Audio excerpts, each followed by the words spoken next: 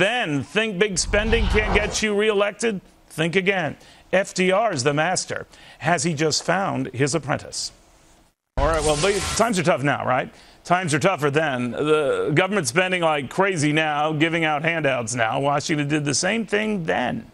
And Franklin Roosevelt won re-election then. My next guest says that history will repeat itself. Presidential historian Jane Hampton Cook joining me right now. Jane, always good to see you.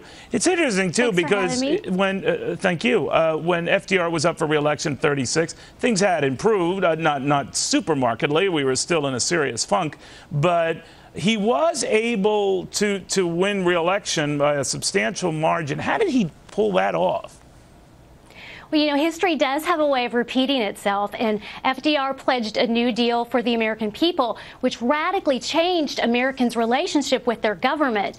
And I think you have a similar situation going on here. You've got President Obama, a charismatic leader like FDR, big government focused, not focused on Wall Street, radically changing the relationship with the American people and their government, specifically through something like health care. So I think there is a definite similarity and probably a similar strategy from the White House for re-election. All right. So, in other words, FDR could say, look, I know things haven't gotten a heck of a lot better, but I've done a lot for you, and I have a lot more people benefiting directly from the government. Fast forward to today, same strategy?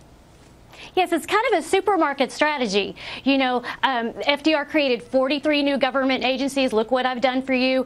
President Obama has appointed, 3 dozen czars. So similar, you know, in terms of big government expansion. Here's what I've done for you. You know, now vote for me is kind of the message that sometimes comes through things like this. But you do need to see, do you not, Jane, incremental progress. By 36, we were seeing incremental progress. Of course, we were well off our lows, something Jimmy Carter didn't see taking over from Gerald Ford. We actually went from bad to worse. So don't we still need to see that in order to do better, in order for President Obama to say, all right, I've got this FDR thing down?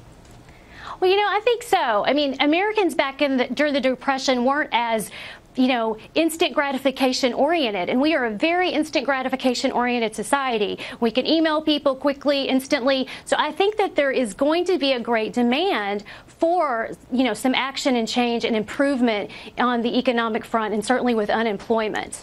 All right. So I think you see that. But go ahead. I'm sorry.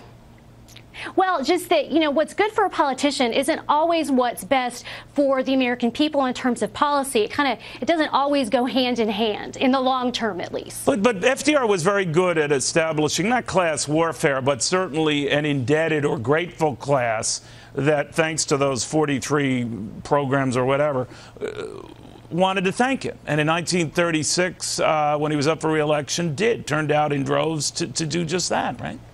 That's right. I mean, they looked at him as someone they knew very well because he was in their living rooms through the radio. And I think that really endeared him to the American people. And I think that was part of FDR's charm. So it didn't matter, Jane, I just want to be clear. It didn't matter that he was sticking it to the rich or that he was vilifying the rich, which back then he was. But he didn't need them. He really wanted to reach out to a group for whom government was doing a great deal, right?